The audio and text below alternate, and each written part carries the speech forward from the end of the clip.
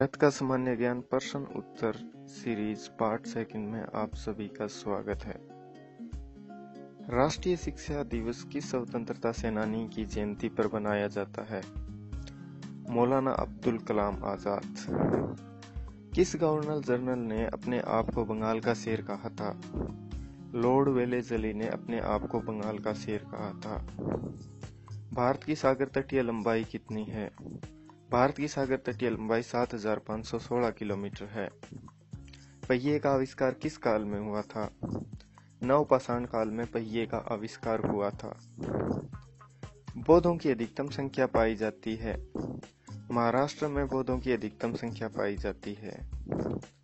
गुटनिरपेक्ष आंदोलन का प्रथम शिखर सम्मेलन कब हुआ था? 1961 में गुटनिरपेक्ष आंदोलन का प्रथम शिखर सम्मेलन हुआ था। गौतम बुद्ध का महापरिनिर्वाण किस स्थान पर हुआ? कुशीनगर में गौतम बुद्ध का महापरिनिर्वाण हुआ था। कौन सा राज्य अंग्रेजों के लिए दुधारू गाय था? अवध अंग्रेजों के लिए दुधारू गाय था। स्वदेशी पत्र के संपादक थे। फिरोज शाह मेहता स्वदेशी पत्र के संपादक थे। मंगल पांडे ने किन दो अंग्रेज जनरलों की हत्या की थी? वांग एवं फिनिश की मंगल पांडे ने हत्या की थी। सिंधु घाटी सभ्यता के लोग किससे अपरिचित थे? सिंधु घाटी सभ्यता के लोग लोहे से अपरिचित थे। भारत में सबसे ज्यादा कौन सी मिट्टी पाई जाती है? भारत में सबसे ज्यादा एल्यूवियल मिट्टी पाई जाती है। भारत का सबसे लंबा बांध कौन सा है? हीराकुंड उड़ीसा भारत का सबसे लंबा बांध है। भारत के संदर्भ में कथन। भारत देश के लगभग 1/3 क्षेत्र में वर्ष भर में 750 मिमी से अधिक वर्षा होती है। कछारी मृदा देश के उत्तरी मैदानों की प्रमुख प्रकार की मृदा है।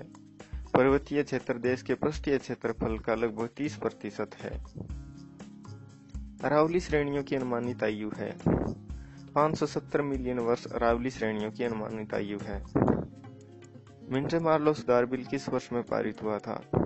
1909 ईस्वी में मिंटो मार्लो बिल पारित हुआ था।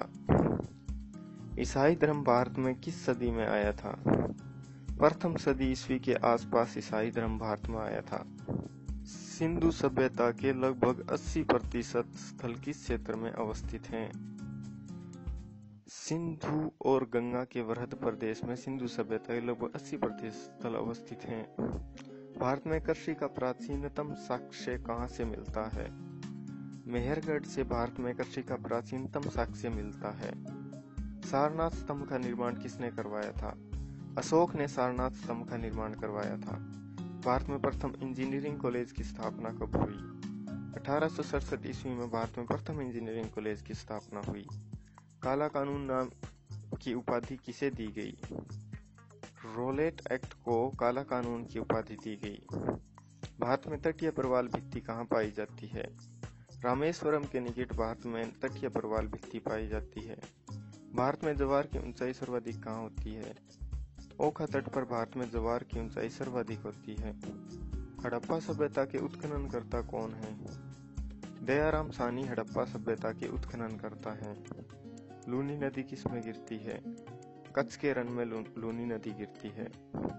अशोक के अभिलेख में उनके किस एकमात्र पुत्र की चर्चा की गई है? अशोक के अभिलेख में उनके एकमात्र पुत्र तीव्र की चर्चा की गई है।